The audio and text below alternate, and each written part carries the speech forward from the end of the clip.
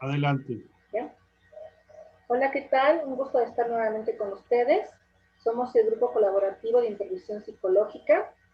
Los colaboradores de este grupo son mis compañeros, el psicólogo maestro Aguilera Macías Víctor, el psicólogo maestro Castillo Fuentes Miguel Ángel, el licenciado psicólogo Elizalde Amante Claudia Patricia, su servidora, la psicóloga maestra Morta Ramírez Gabriela y el licenciado psicólogo Quevedo Chávez Villena.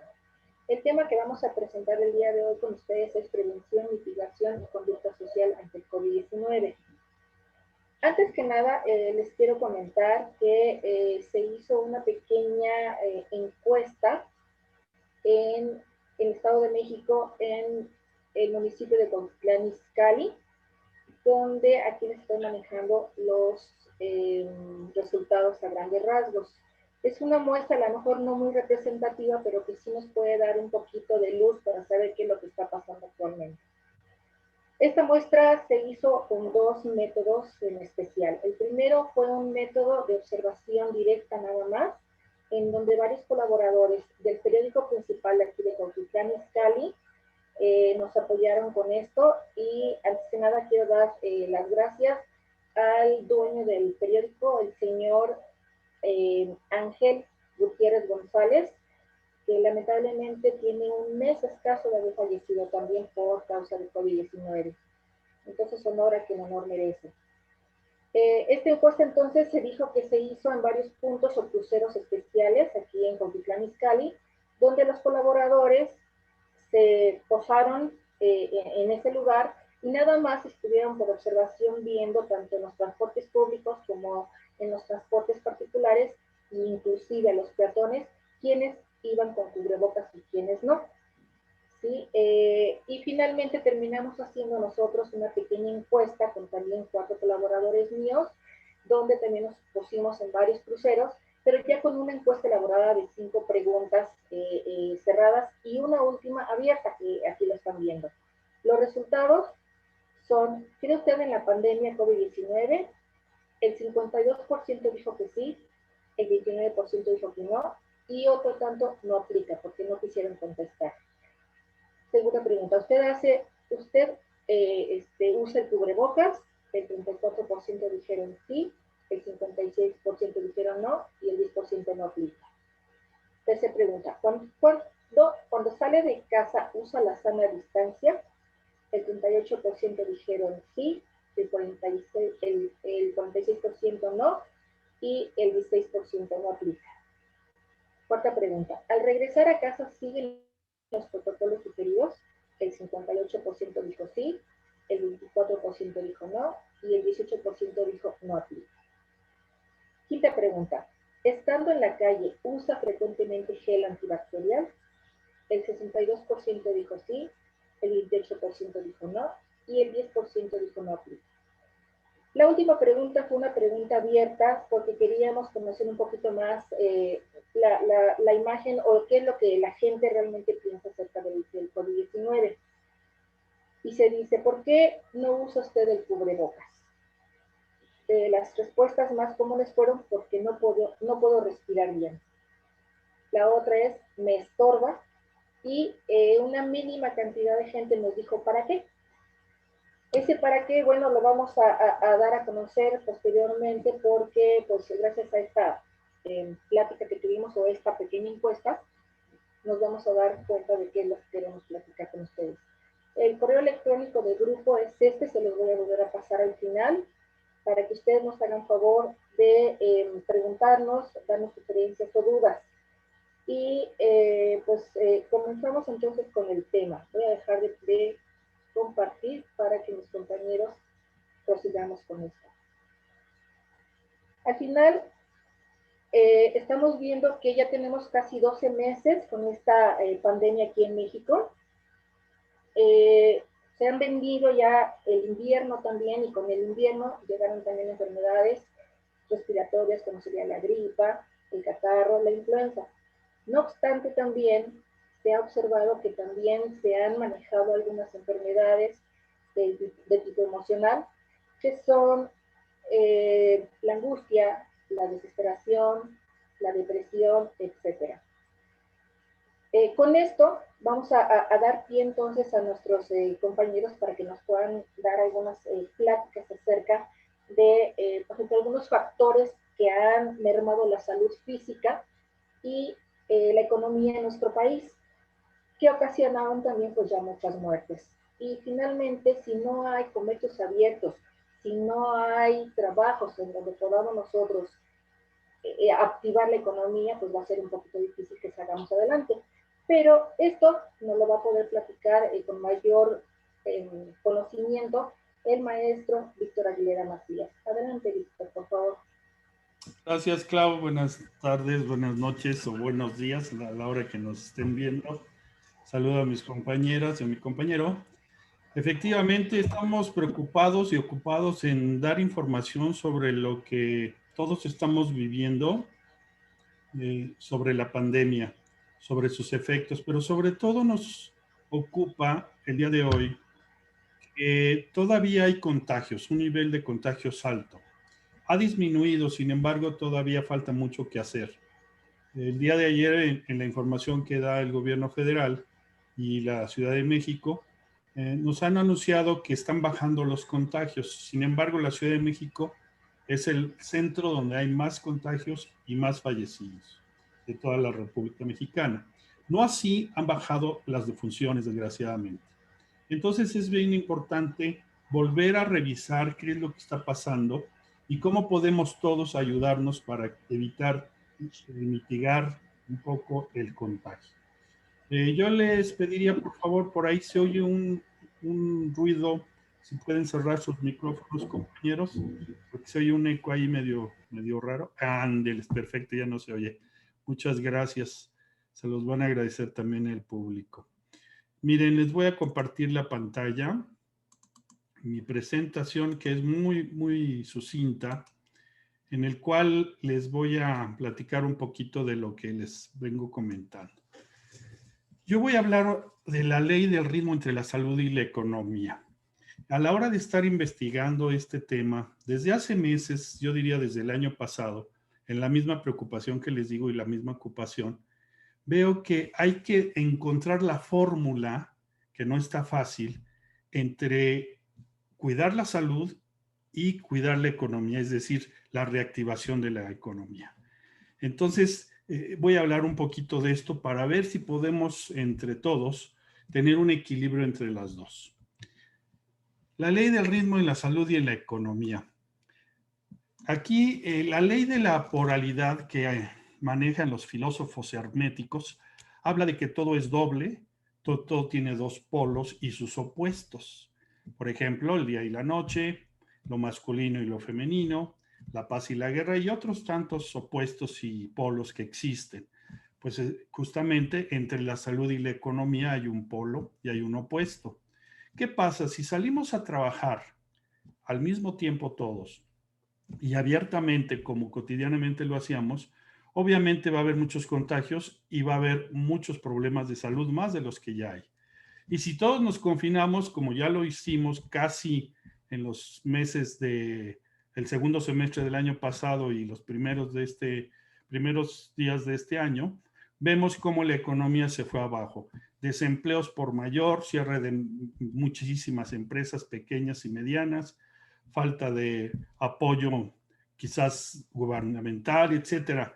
Es muy difícil encontrar ese equilibrio. Por otra parte, también quiero meter aquí la teoría de los opuestos. Lo trabajó Jung muy ampliamente en los tipos psicológicos, donde justamente aquí me gustaría subrayar, aquí vemos cómo hay personas que ven el mundo más con la emoción, esa es su preferencia, percibir el mundo o su mundo con la emoción, y hay personas que perciben más el mundo con la razón, con el pensamiento.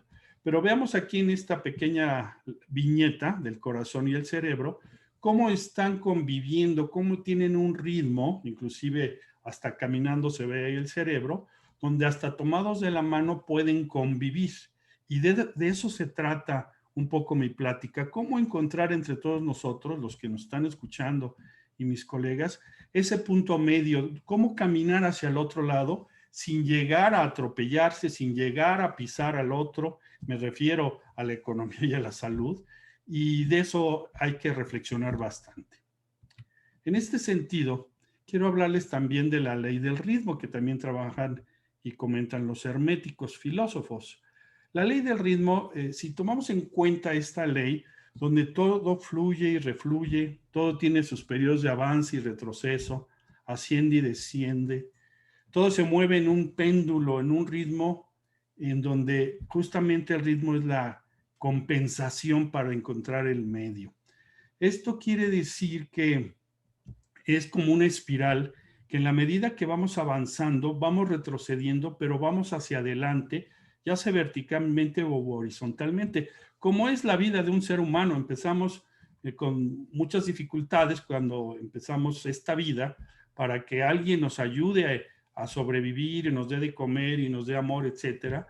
Y vamos teniendo esa pirámide o esa espiral donde retrocedemos y avanzamos, pero al final avanzamos. ¿Cómo le haremos ahora con la pandemia? En términos muy sencillos se los estoy planteando para que todos los podamos comprender y además tener alguna serie de ideas. En esto del ritmo es como, y de los opuestos, es como cuando barremos. Aquí les traigo el ejemplo de una escoba. Inevitablemente cuando nosotros movemos la escoba para barrer, al mover la parte superior, inevitablemente estamos moviendo la parte inferior, el polo opuesto. Sin embargo, tenemos que llevar un ritmo para poder hacer efectividad o efectiva ese movimiento y podamos barrer. Inclusive a veces hasta parece que estamos bailando con la escoba, pero lo hacemos de manera eficiente. Entonces, este ejemplo tan sencillo lo podemos ir revisando para poder llegar ya a cuestiones más de la pandemia, de cómo poder tener este punto medio. Y ahorita que dije el baile, también cuando bailamos tenemos el opuesto, es decir, no podemos nosotros ir hacia adelante al mismo tiempo porque chocamos.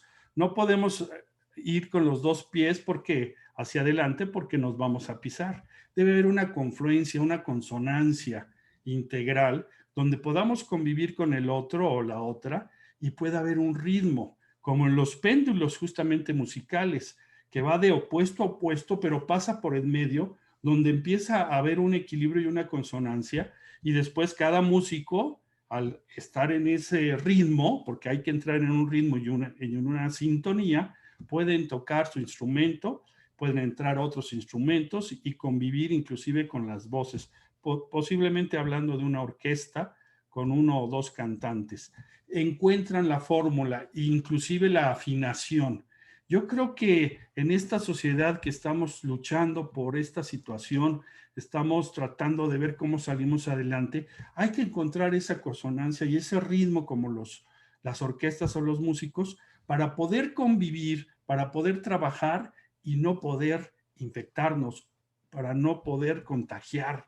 Ese es el punto de esta breve plática al respecto y sobre todo de esta reflexión.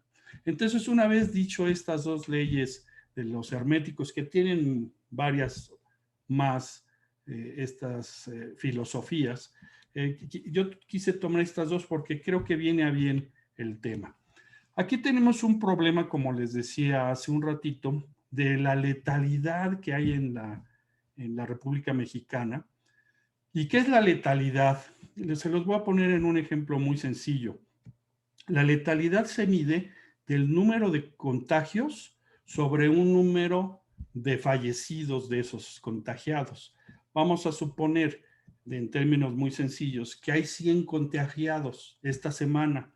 Bueno, si fallecieran 10 de esos 100 contagiados de esta semana, pues hay un 10% de letalidad, a diferencia de la mortandad, que es el número de contagiados con relación al total de la población mexicana, a esos 120 millones que somos.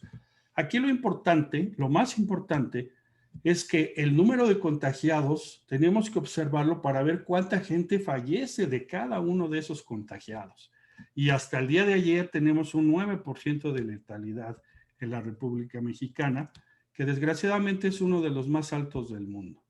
Entonces no hemos podido vencer. Vean aquí en las líneas, en la gráfica, cómo ha ido de menos a más con ciertas bajas y altas, pero vemos al día de ayer que hay más un porcentaje que subió. Estamos viendo que va hacia arriba, no hacia abajo. Entonces sí, eso es muy preocupante.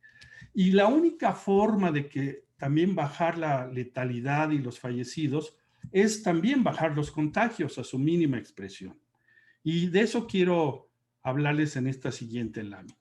Tenemos, como nos decía nuestra colega Claudia, un concepto que es la conducta psicosocial.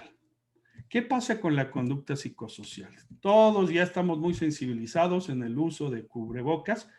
Ya no puse quédese en casa porque eso ya está rebasado.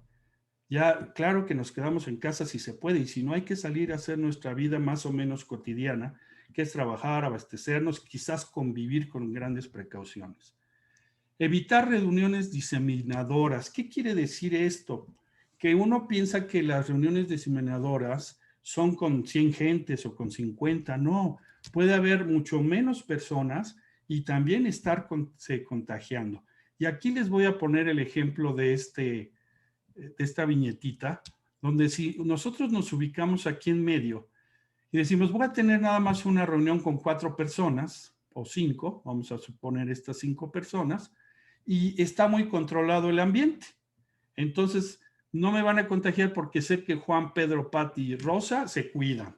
Sí, pero algunos de ellos dos conviven con otras personas. Esta persona quizá no conviva con nadie más que conmigo. Y yo hasta un día con él o con ella. Pero cuando hay esta reunión, estas 2 personas pueden estar conviviendo con otras 3 y esta con otras 2 y las otras con otras 2 y así sucesivamente. Y entonces vemos que no es una reunión de 5. Igualmente para el lado izquierdo, estamos conviviendo de alguna manera con mucho más personas con el riesgo de contagiarnos. Eso es algo muy importante que hay que tomar en cuenta, y a ustedes que nos están viendo, hay que reflexionar por favor en esto. Y justamente aquí abajo les pongo evitar exceso de confianza. ¿Qué quiere decir evitar exceso de confianza?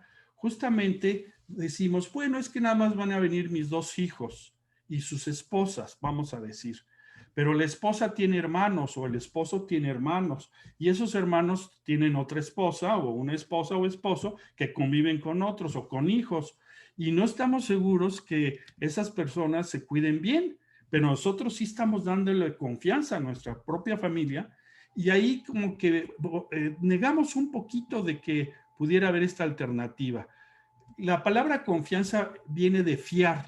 Sabemos que en las tiendas a veces los que nos venden los productos ponen, hoy no se fía, mañana sí. ¿Qué quiere decir eso de no se fía? No me fío de ti que me vas a pagar, ¿no? Entonces, no quiere decir que no convivamos con la familia, pero no hay que fiarnos tanto, porque una de las estadísticas que nos dice cómo se están contagiando y un porcentaje alto es en las reuniones familiares.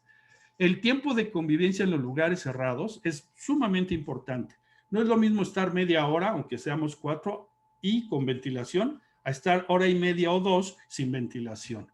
El correcto uso del oxímetro. Ya sabemos que debemos de tener un oxímetro en casa para podernos medir el oxígeno por si nos sentimos medio raros, pero no tanto. A veces estamos debiéndole a la respiración y tenemos que estar muy atentos. No me voy a meter en cuestiones técnicas de estos oxímetros y otras cosas. Por ejemplo, hay algo que casi nadie conoce, que son los medidores de CO2. Son medidores, son aparatos que miden el ambiente de oxigenación en los lugares. Si yo entro a un restaurante y tienen este medidor, obviamente van a ver si están en las normas, en los parámetros, y pueden o ventilar más. Esto casi nadie lo está haciendo. Tener en cuenta la hipoxemia feliz es cuando la gente se siente muy bien, aunque tiene tos, tiene catarro, le duele la cabeza, dice, pero yo no me siento mal, no me falta la respiración, y resulta que se toma con el oxímetro la respiración y está abajo de 90 o 85 y luego se vuelve urgencia. Entonces es bien importante esta reflexión a todos ustedes.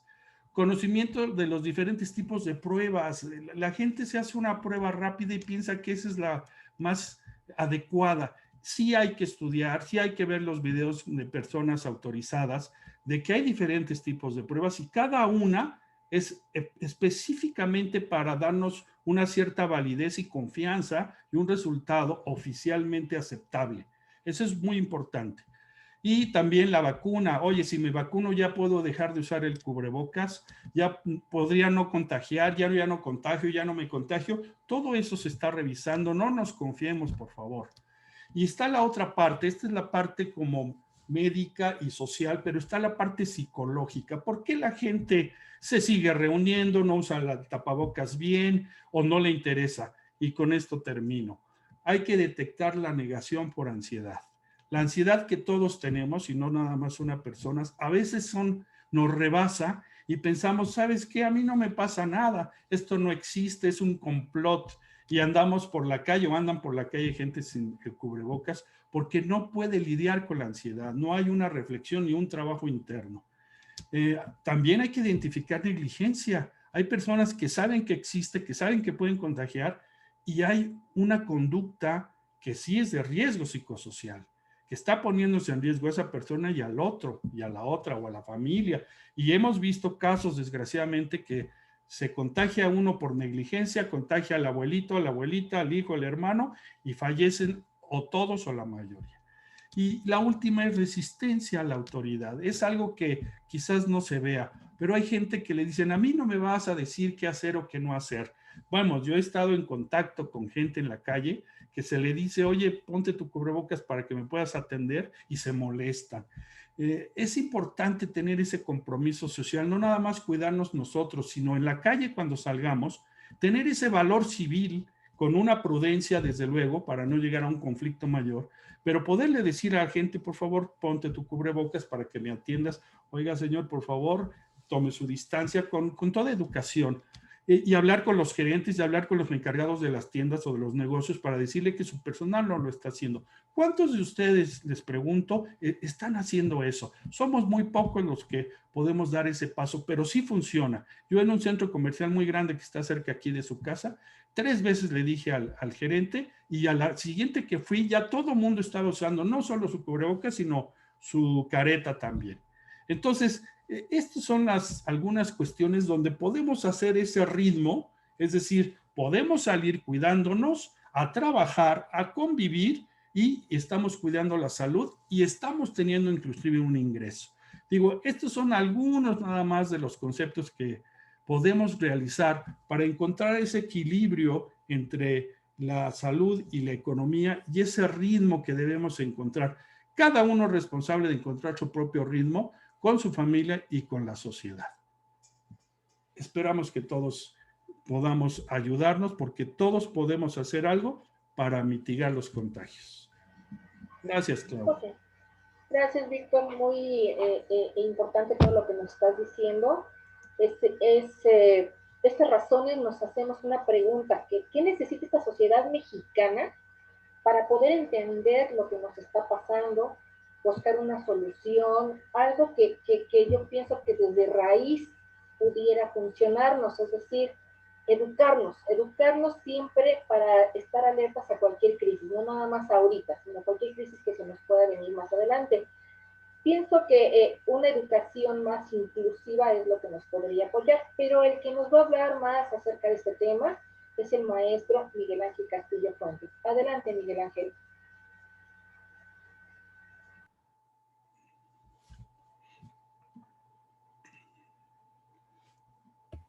Gracias, Claudia. Gracias al equipo por el espacio. Vamos a compartir. Como bien dices, bueno, un elemento importante tiene que ver con estos procesos educativos donde todos participamos, ¿no? No solo la escuela, no solo los maestros, hay muchos agentes educativos en la sociedad, las empresas, los políticos, la iglesia, diferentes agentes están participando. La escuela es uno de ellos. Déjame ver cómo no puedo compartir. A ver. ¿Ya estoy compartiendo? ¿Ya se ve? Ok, sí, bien. Entonces, yo precisamente esto que tú comentabas es lo que trato de establecer en una relación del proceso de salud, de enfermedad y los procesos también educativos, ¿no? En estas nuevas realidades que nos están tocando vivir y que de alguna manera pueden empezar a explicar también esas estadísticas que muestras o estos comportamientos que nos está mostrando Víctor, ¿no? Entonces, creo que es un elemento interesante esta relación entre estos dos elementos, el proceso de salud y enfermedad y la educación. Obviamente porque estamos en un proceso de pandemia, sabemos los impactos, lo que ha sucedido, ya lo describió mejor Víctor en los términos de empleo y economía, por ejemplo. Sin embargo, yo quisiera también traer a la discusión este concepto que se está manejando de la sindemia, que es simplemente la pandemia con una serie de elementos adicionales a los que se tienen que sumar el análisis para encontrar pues, el diseño incluso de políticas públicas, ¿no? El sindemia viene del prefijo sin, que tiene que ver con la adición de otros elementos, sobre todo de tipo social. Y es precisamente donde yo, desde la parte global, pero también en México particularmente, tendríamos que estar pensando en el análisis del comportamiento de nosotros, de los demás y de las organizaciones en función de lo que tenemos socialmente, donde está permeando la desigualdad social que hay en México, que es muy fuerte y que comparte también con algunos países de Latinoamérica, la pobreza, que sabemos que en México tiene más de la mitad de pobres y otros en extrema pobreza, ¿no? Los problemas de alimentación o de nutrición, sabemos que tenemos los primeros lugares en obesidad y también un sistema educativo con diferentes deficiencias, ¿no? Entonces, estos elementos son los que le dan un toque distinto también, le dan un color, un matiz a esa pandemia, volviéndose en este ejercicio de la sindemia, y que también cada país estará viviendo de acuerdo a sus propias características.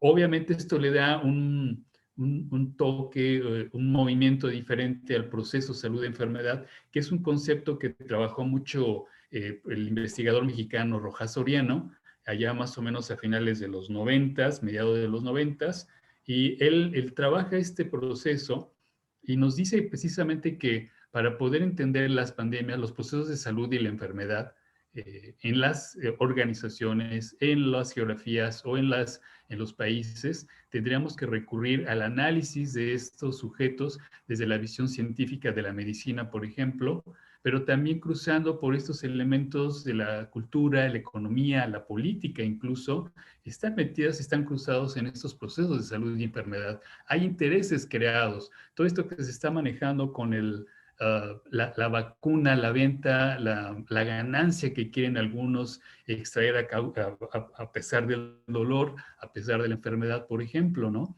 Es un proceso político, ¿no? O el acaparamiento de vacunas también tiene que ver con un proceso político y económico que estamos viviendo. Eso es un proceso de salud y enfermedad desde esta visión que nos plantea Rojas Soriano. Y en un último nivel, él lo plantea con esa visión sociohistórica de los sujetos, de los grupos poblacionales, que tienen toda una historia, todo un momento histórico de cómo han creado ciencia, cómo hemos creado educación y unas pedagogías, como ustedes decían, para atender o no al otro, o cuidarnos, o ser responsables ante ciertos fenómenos, ¿no? Y evidentemente él se va a arrojar Soriano por un elemento muy importante para él, que es el modelo económico que está permeando al mundo en general, a México también, y que tiene mucho que ver con la manera en que pensamos la salud, la enfermedad, la alimentación y cómo trabajamos, ¿no? No es lo mismo una empresa que te da las condiciones de higiene y seguridad, salario, un aguinaldo, despensa, seguridad social, mientras otro trabajador no la tiene, estando en el mismo país. Es decir, esos dos trabajadores están expuestos a diferentes variables y este proceso de salud y enfermedad es distinto y tiene que ver con esas formas de producción de esa organización y de la otra, ¿no? Entonces, es aquí donde entra este concepto de sindemia, pero además más ampliado con Rojas Soriano. Entonces, hasta aquí sería esta parte de salud y enfermedad, pero que tiene mucho que ver, como ustedes lo dijeron, con un aspecto educativo y pedagógico muy interesante. Y por eso yo traigo a colación la aportación que hace Jacques Delors, también más o menos a finales del siglo pasado, con un informe que dio con la UNESCO. Él ya no era secretario de Educación. Ahí, bueno, no les dicen secretarios en Francia, son ministros de Educación. y él ya era parte de un comité de la UNESCO, y crean este informe donde tocan 4 pilares, ¿no? Y Jacques Delors dice que estos son los elementos centrales como para pensar en lo que venía en el siglo XXI, lo que estamos viviendo, es decir, una serie de tensiones entre lo individual, lo colectivo, lo global, lo individual, por ejemplo. Estas tensiones que hoy estamos viviendo las estaban ya visualizando él y un equipo de expertos en educación y otros sectores que estaban influyendo, ¿no? Y él cree que estos son los 4 pilares para poder crear una sociedad más democrática, más inclusiva, más igualitaria y más equitativa. Estaban viendo una gran desproporción ya para esos años entre el desarrollo económico de los países y el desarrollo humano. Había una gran distancia. Entonces, vuelve a aparecer este elemento de la desigualdad como un tema crucial que la COVID nos vino a mostrar de una manera más cruda, ¿no? Bien, y quiero hacer un poquito nada más el pequeño contexto, porque para los 90s entran muy fuertes las políticas neoliberales y tecnocráticas a México y en Latinoamérica, registradas y documentadas en investigación educativa, en investigación medioambiental y en investigación económica, por ejemplo, ¿no? De ahí en adelante viene todo un deterioro de los procesos de salud, de los procesos de empleo, de economía también, y de la depauperización de las poblaciones, ¿no? Entonces, por otro lado, viene un diálogo de la UNESCO que, aunque no confronta, plantea este tipo de conferencias donde trata de decir, bueno, atenuemos un poquito estas políticas, ¿no? Que entran muy fuerte en los años 90, oficialmente entra la tecnocracia y de ahí hasta lo que tenemos hasta este momento. Y desde ahí podríamos también explicar qué está pasando en el mundo, en los países y en México a partir de este gran movimiento neoliberal y tecnocrático que tenemos hoy como parte, incluso algunos dicen que es la COVID, tendría que ver con este proceso del modelo económico, ¿no? Cierro entonces este orden que dice aprender a ser, aprender a convivir, aprender a conocer y aprender a ser, no es el que plantea originalmente Delors. Este es un reordenamiento que hace otro grupo de expertos a finales del 2000, 2004 aproximadamente, en una discusión de alto nivel le llamaron, y dicen, lo primero que tenemos que mirar es al ser y al convivir, no tanto al conocer y al hacer. Enfoquémonos en esos 2 aprendizajes básicos para pensar en un mundo mejor, un mundo más democrático, un mundo más justo. Esa es la tendencia y creo que por ahí tendríamos que pensar las pedagogías que nos está dejando este aprendizaje y hoy en México pues tendríamos que pensar más en esto. La mayor parte de los que estamos aquí, creo, participando en este webinar y de la gente que tal vez nos esté viendo, fuimos formados, evaluados incluso en las escuelas, mucho desde la parte cívica, el cuidado al otro, el respeto, el ayudar, el colaborar, la disposición, ¿no? Esto que ustedes estaban planteando de por qué no ayudamos al otro, por qué no nos preocupamos por el otro y solo por nosotros en este proceso individualista. Bueno, tiene que ver con una pedagogía que hoy no está muy bien vista, pero que precisamente esta propuesta de Jacques Delors y otras que le vinieron después pretenden rescatar.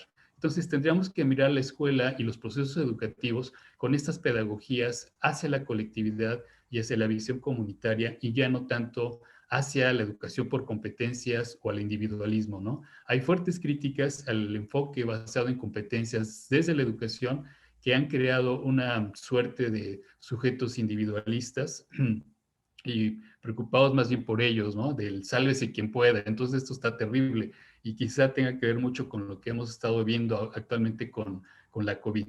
Bien, cierro yo entonces con esta reflexión que hace un sociólogo portugués que también apunta hacia estas nuevas pedagogías y de hecho tiene un capítulo en un libro que se llama La cruel pedagogía del virus, así lo llama, y él cree que tenemos que desmontar de las sociedades y de nuestra forma de aprender y de conocer el patriarcado, el machismo y estas visiones hegemónicas y de clasismo. Si lográramos, dice él, empezar a desmantelar de la sociedad estos elementos, pudiéramos tener una sociedad en transformación, una educación que se transforme a sí misma y en algo muy sencillo que hemos perdido, el sentido común. Y creo que por ahí tendríamos que pensar estas nuevas pedagogías en construcción, ¿no? En colectiva, no individual.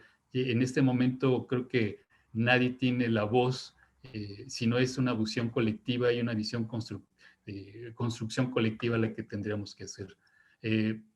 Bueno, pues yo lo dejaría hasta aquí, Clau, y espero que haya sido claro y pues seguiremos discutiendo esto. Te lo agradezco.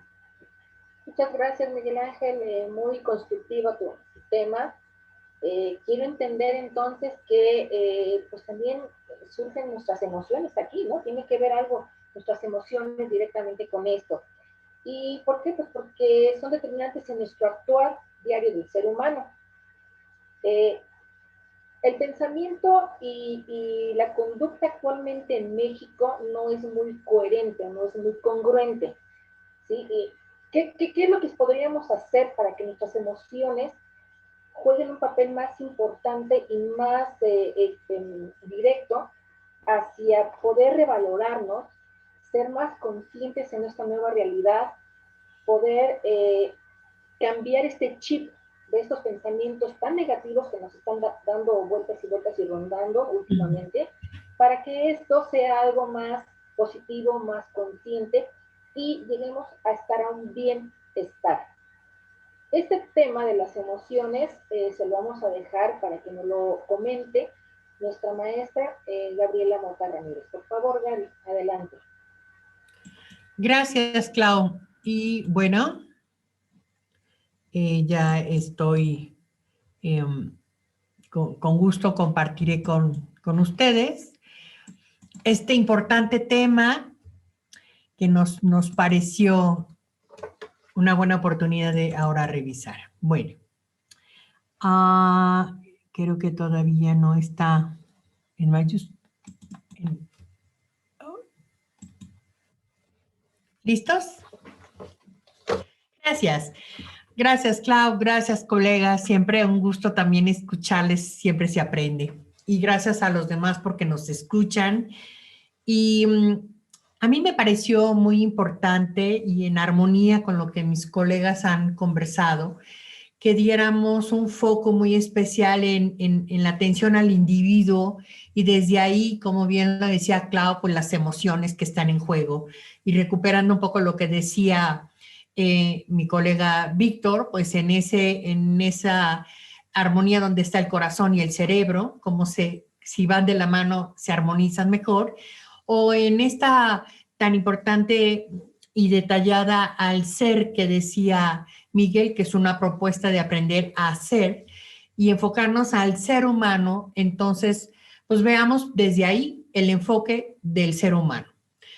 He puesto esta lámina muy a propósito porque si todos los que somos parte de la familia nuclear, la familia principal, tuviéramos el cuidado, la atención, todos con cubrebocas, yo cuidándote a ti, tú a mí, en otra estructura y en otros pensamientos y otros actos, creo que hoy estaríamos todos en otras emociones y en otros sentimientos mejores. Pero bueno, ese es el reto y hay que compartirlo y bueno, veamos qué tanto podemos reflexionar y compartir. ¿Y cómo nos cuidamos? Yo decía aquí en la familia. Ustedes se van a dar cuenta cómo la familia y en la persona, en ese núcleo, en ese grupo, se vuelve el eje y lo más significativo e importante que puede hacer el cambio. Veamos desde el individuo, de dónde partimos. A mí me pareció también muy significativo y seguro ustedes lo saben muy bien, que nosotros como seres humanos y como personas tenemos este componente biopsicosocial, hoy vamos a hablar de cultural y ambiental. El biológico lo vivimos, es esa carga, es ese DNA, esa genética con que en la familia, papá, mamá y toda la familia alrededor nos mandan esas características biológicas y físicas. Eso es determinante para muchos factores que hoy nos dan el actuar Y si lo relacionamos también con esta carga de orden psicológico, bueno, pues hay patrones desde los que yo traigo en mi ser, después en los que me voy formando y en esta relación con los otros y en la relación con la propia familia, lo que va dando mi propia estructura psicológica. No me detengo ahí porque vamos a abordar después emociones que tienen que ver con esta parte psicológica y también con todo este tema de aprendizaje. En lo social, recordemos, y qué mejor respuesta a lo que Claudia al principio nos mostró. Seguramente esa estadística que Claudia mostraba, si fuéramos nosotros a la casa de muchos de ellos, seguramente sería un espejo de lo que ese señor o esa señora nos dijo en esa encuesta, porque refleja ese grupo familiar o ese contexto social. Entonces, como personas, tenemos ese determinante social bien importante. Desde que estamos inmersos en la familia, y decía yo, esa interacción con los miembros, da entonces una serie de características y construye, como lo marco aquí, pues justamente de esas ideas, de esas creencias, de esos valores y sobre todo de estos comportamientos, que subrayo porque nos van a llevar después al manejo de las emociones y los sentimientos. Pero fíjense cómo ustedes, desde lo social, si lo miramos, algo en nuestros hogares está pasando. Y hay un estrés, y ahorita lo vamos a ver, hay un estrés, hay una serie de sentimientos que son en este momento lo que está mermando un poco nuestra propia energía. Vamos a hablar después de las emociones negativas que restan un poco de en este sentido. Esta otra parte como seres humanos es el tema cultural y ambiental, como ya les decía. En lo cultural, lo que viene a sumar con nosotros es la religión, cualquiera que ésta sea, o este tema de espiritualidad. A veces yo puedo tener o no una religión, pero puedo ser una persona muy espiritual. Es darme esa oportunidad de tener fe en mí mismo, fe en los demás y procurar y ocuparme del otro también. Las costumbres, evidentemente en este país como en muchos otros, las costumbres son diferentes y lo vemos aquí, lo vamos a ver también en lo ambiental, porque hay familias que tienen una costumbre y si vives en la ciudad o si vives, si habláramos de geografía como en la parte ambiental, si vives en la Sierra Norte de Puebla o etcétera, obviamente hay características y hay costumbres y hay información que tú vas a tener muy distinta para el abordaje de este tema en pandemia y de cómo, pues, comportarte mucho a partir de ella. El idioma. Vean la riqueza que tenemos de nuestro país. No solo hablamos español, hablamos cualquier cantidad de hermosos dialectos pero que sí hacen una diferencia. O comunidades tan lejanas que ellos mismos toman en asuntos culturales pues un rechazo, como lo hemos visto ya en ciertos patrones de las reglas de convivencia y cuidado que hoy tiene nuestro país. Y el grupo de pertenencia. Evidentemente el grupo etario en el que pertenecemos, por adolescencia o por juventud o por edad adulta, cualquiera que sea marca ciertas pautas. Soy joven, entonces soy más resistente, entonces soy, como bien lo decía Víctor, bueno, pues en estas reunioncitas, pues yo nada más fui con mis amigos y todos somos jóvenes y no pasa nada, porque ese es mi grupo de pertenencia. Sí, pero como bien se señaló, pues tú multiplicas porque tu relación, como lo veíamos al inicio, con mamá, papá, abuelos, etcétera, pues multiplicas esta situación que a todos nos ocupa, precisamente en la consecuencia de esta situación cultural. El tema ambiental. Entonces, vemos al ser humano biológico, psicológico, social, cultural y ambiental. Hoy el ambiente, es decir, lo que nos rodea, cada vez más algunos autores lo suscriben como algo muy determinante. La misma familia, yo daba ya algunos ejemplos, en donde tú te desarrollas. No es lo mismo si es en una ciudad que tiene todas las condiciones a una situación a lo mejor en el campo, que a lo mejor es maravilloso cielo y la tierra, pero da otras características de formación a esa familia y también cómo afrontar y afrontar la vida. El contexto, luego entonces, también es determinante para que reaccionemos con más compromiso hacia los demás en este tema, como bien lo señalaba Mike, de aprender a convivir, pues es esa parte, ¿no? El contexto ahí es una de las de los factores que determinan. La geografía ya lo decimos, más en el territorio nacional, no es lo mismo que andes tú en la península de nuestro país, en la península de Yucatán, a 40 y tantos grados, y bueno, pues estés cubierto y con cubrebocas y a lo mejor con careta y todo, y la misma geografía a lo mejor hace que tú te vuelvas como más rechazante en una situación así. Las experiencias vitales, recuerden que eso significa cómo vamos resolviendo el tema de alimentos y de techo y de los básicos, etcétera. Entonces, todo eso, si lo tengo cerca a mí, me va dando también una serie de determinantes y he de decirlo, respuestas, emociones y sentimientos. Abordando esto, me quiero concentrar en las emociones negativas hoy tan presentes. Estaríamos bien equivocados quien dijera, no, no es cierto, yo nunca me he sentido enojada, yo nunca me he sentido en ira, ni tampoco con miedo, ni frustración o etcétera. No es cierto. Todos, de alguna manera, en algún momento, bajo alguna circunstancia, pensando en nuestro hijo, en nuestra madre, en nuestro vecino, en nuestra circunstancia económica o etcétera, han estado presentes estas emociones negativas. Es de humanos. Enlisto estas por varias razones, porque son las más importantes que se han presentado a lo largo de toda esta pandemia. Fíjense, angustia, ansiedad la suscribo yo aquí.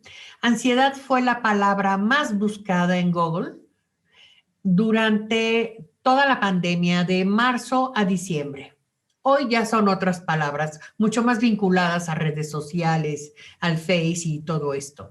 Pero antes era ansiedad la palabra más buscada en México y en otras partes de Latinoamérica.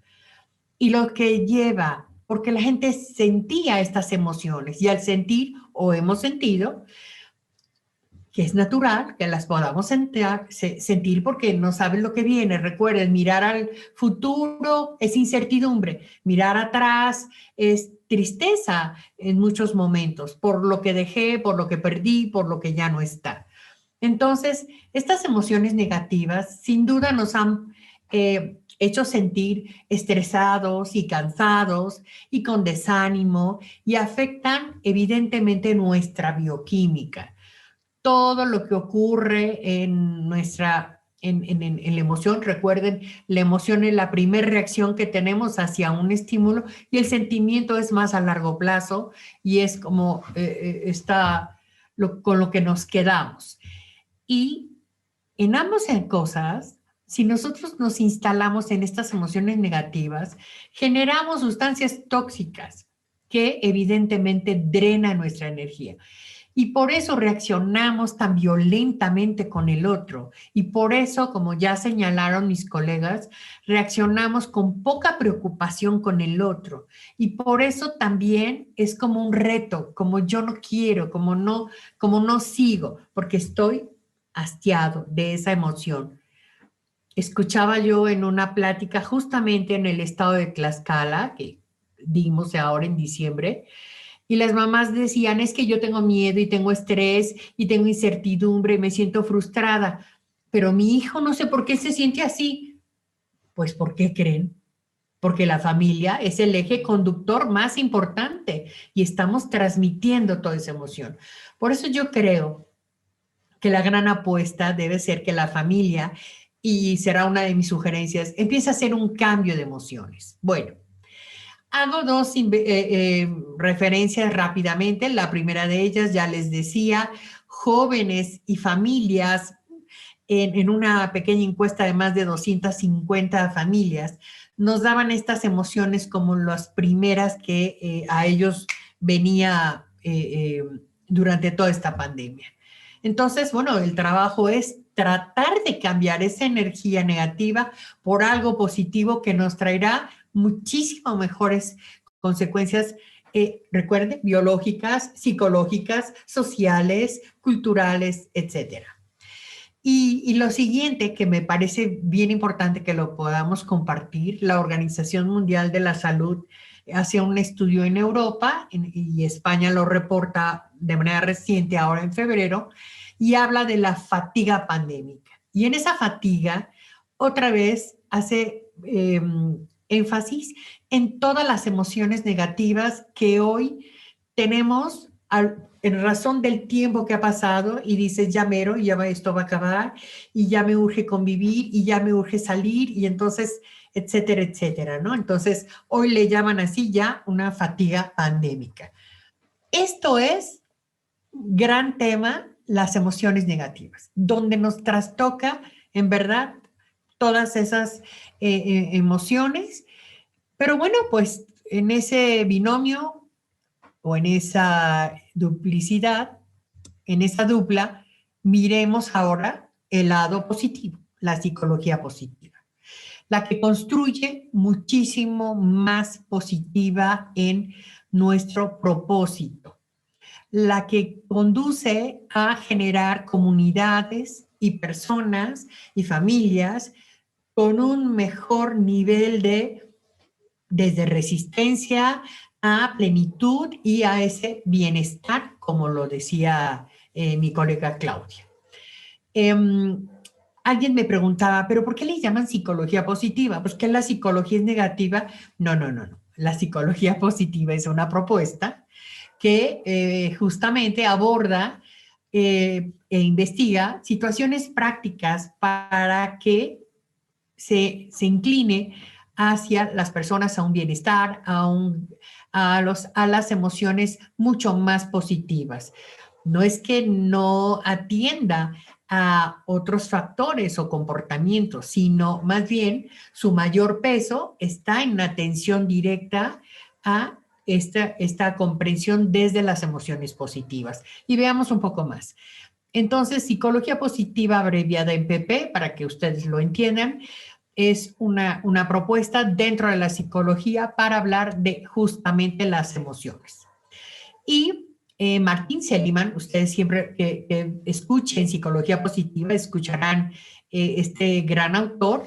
Él fue director de la Asociación de Psicología de los Estados Unidos, y entonces él decía, ¿por qué el abordaje siempre de psicología tiene que ser a partir de algunos conflictos? ¿Por qué no lo abordamos desde algo en positivo? Y justamente para construir una fuerza y una mejor vida.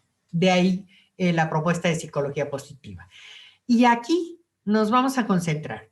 Los temas principales de la psicología positiva son justamente las emociones positivas, los valores, la experiencia de la felicidad y algunos otros temas que yo ahora suscribo aquí.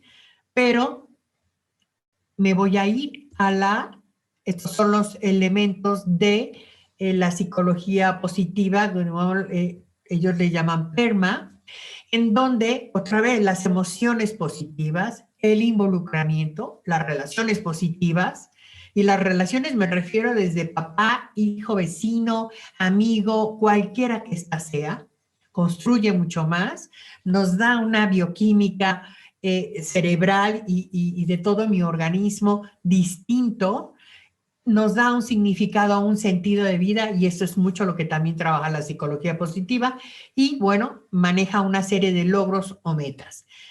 Fíjense, a pesar de que yo puedo estar muy triste o muy desanimada o con una incertidumbre, tan solo si amanezco y sonrío, fíjense, mi cerebro ya está registrando una emoción positiva desde sonrisa. Ya manda un mensaje distinto y entonces ya podemos hacer un cambio de chip en positivo para, ahora sí, irnos a las emociones positivas. Eso es un ejemplo, pero bueno, hay que trabajar más en ello.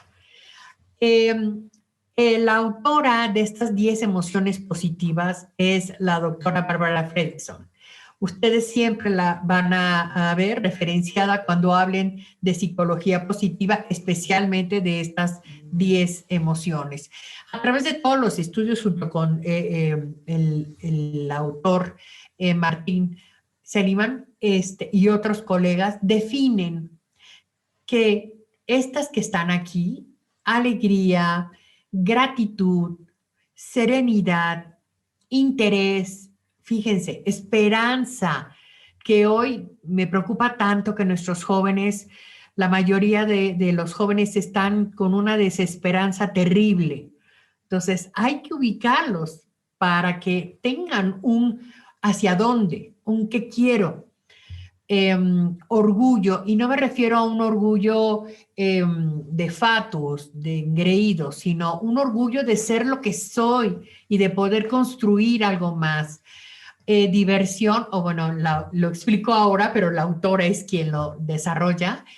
La diversión, y yo creo que es algo que las familias hoy deberíamos de estar haciendo, ahora que estamos guardados, jugar, divertirnos, enseñar a la abuelita que nos enseñe tareas y estos jóvenes o niños que también compartan con los demás, es divertirse, es encontrarle esa nueva relación familiar. Inspiración, ¿a qué me inspira esto? Y es descubrir de verdad qué más puedes hacer y seguirnos asombrando. Yo no sé ustedes, pero les comparto, todas las mañanas me asombra que a las 7 de la mañana trinan unos pajaritos por aquí. Entonces, qué padre, ¿qué creen? A lo mejor siempre lo hacían y dejé de escucharlos. Y hoy con asombro los escucho todos los días. Entonces, este es un claro ejemplo. Traten de escuchar más allá, traten de ver más allá, que esa es la oportunidad que nos da el manejo de las emociones positivas. Y lo más importante es el amor. El amor en todas sus formas, de pareja, de relaciones, de hijos, con nuestras mascotas, con todo lo que ustedes puedan. El amor es justamente la emoción que va a reflejar un mejor bienestar para todos. Evidentemente, las emociones positivas son determinantes para que nosotros podamos actuar y son como el eje de nuestro comportamiento. Si yo me manejo en las emociones negativas, pues así voy a mirar la vida y así voy a pasarla el tiempo que falte de pandemia. Si yo tomo un eje distinto, fíjense cómo es un paralelo, en el eje de emoción negativa me voy al eje de posición de emociones y sentimientos positivos y me pongo otros lentes, voy a mirar lo que resta, no solo lo que resta de pandemia, sino en esta nueva oportunidad de reinventarnos o de tener nuevas esperanzas, pues tendremos un nuevo camino que seguir. Bueno, ¿en dónde debemos concentrar la felicidad? Marca Gaby Pérez Islas, una tanatóloga reconocida, pues en uno mismo, está en uno mismo, así que es el trabajo de cada quien. Y nuestra familia, y ustedes como desde un principio lo dije, y para ir terminando, es nuestra familia la relación más significante en el manejo de las emociones positivas. Así que la diferencia la podemos hacer desde ahí, desde la familia, para ir trabajando en positivo. Me obliga a dar algunas pequeñas recomendaciones y con esto termino. Recuerden que nosotros los psicólogos no damos recetas, ni sigue esto al pie de la letra. Son algunas recomendaciones y cada familia y cada persona sabrá cómo hacer las suyas para sentirse cómodo y para sentirse mejor. Trabajar en la salud emocional familiar. No hacer responsable a mi hijo, a mi abuelita, a mi tía, sino, bueno, hasta como familia. Y juntos es mucho más fácil llevarse a estas emociones positivas. Cultivar y desarrollar estas cualidades morales de los valores, de las virtudes, recuerden. La psicología positiva refuerza exactamente estos valores o y también todas sus fortalezas. ¿Por qué no hacen un ejercicio de reconocerse en todas estas emociones positivas y en lo que uno puede sumar al otro? En especial, la trascendencia. Fíjense que yo hace rato les decía de la esperanza. Es dedicado a un sentido de vida. Si tú tienes un sentido de vida, un significado, tu construcción y tu bienestar y tu camino va a ser mucho más claro a que si pues no tienes el por dónde o te encuentras en una emoción negativa y con ello pues sin aprecio, sin reconocimiento hacia dónde quieres ir. Apreciar la belleza con humor y recuerden con la espiritualidad, cualquier sumada a cualquier religión que ustedes puedan tener. Con ello termino, no sin antes agradecer siempre su atención, decirles que estamos siempre atentos a temas importantes y bueno, aquí la intención es que hay que transformarnos y cómo, pues tratemos de trabajar en emociones y en pensamientos positivos. Clau, con esto yo termino. Muchísimas gracias por el espacio y gracias a mis colegas también. Muchas gracias, Gaby. Bueno, pues queda más claro que nada que todos los pensamientos, las emociones van a dirigirnos en nuestra conducta. Y esto, bueno, pues está dado también en toda la sociedad que nos representa o donde estamos nosotros inmersos también. Pero a mí me queda claro que cuando hay algo que es impuesto por una sociedad o un gobierno, ¿sí? Como el cubrebocas, el lávate las manos, el ponte gel, el guarda tu sana distancia, el quédate en casa. Esto pues obviamente nos va a hacer que al ser humano nos dé ansiedad, como tú lo dijiste. Pero vamos a retomar entonces un poquito de lo que comentaste hace rato y lo que comentó también Víctor, y que va aunado también a una buena educación finalmente, que es, por ejemplo, algo que cita Bárbara Fredrickson, que dice: el ser humano es capaz de renacer, de motivarse y cambiar en todos sus valores para llegar a un estado de confort y bienestar. Nos quedan algunos minutitos todavía, chicos, para que podamos hacer un cierre de nuestros temas. Les voy a dar un minuto a cada uno de ustedes para que nos dé así en forma muy compacta, muy concreta, la finalización de su tema. ¿Les parece? Empiezo entonces con Víctor Aguilera. Por favor, Víctor, adelante. Muchas gracias, Clau. Pues ya redondeando para terminar, me parece que la combinación del comportamiento psicosocial tiene que ver justamente, por un lado, cómo estamos viendo y viviendo lo que está sucediendo con la pandemia, pero que el actor principal, el protagonista, es uno mismo y los coprotagonistas son nuestra familia y la sociedad misma, y no debemos de quedarnos nada más sentados cuidándonos nosotros. Ese es mi mensaje final. Tenemos que ocuparnos, no solamente opinar, decir, teorizar. Hay que ir a la acción, hay que meternos a los grupos, hay que trabajar con los grupos, con las asociaciones, fundaciones, a ver dónde, pero colaborar con nuestro granito de arena para que esto no se quede en la teoría. Vámonos a aterrizar las ideas y las buenas intenciones, porque las ideas se las pago a peso, las acciones a millones. Muchas gracias. Pues sí, yo pienso que si uno es consciente de lo que está haciendo y de lo que ya sabemos gracias a la información, Entonces podemos hacer ese cambio más consciente y más positivo, ¿no? Bien. Miguel Ángel, sería tu turno. Adelante. Gracias, Clau. Bueno, pues yo creo que sobre todo hay que enfatizar que estamos en épocas de cambio, ¿no? Algunos decían que era la era del cambio, pero más bien es el cambio de era. Pero esto nos puede generar también desde la psicología y el comportamiento, pues, o una regresión y pensamos y buscamos que lo que antes hacíamos era lo mejor, o le buscamos a construir nuevas formas.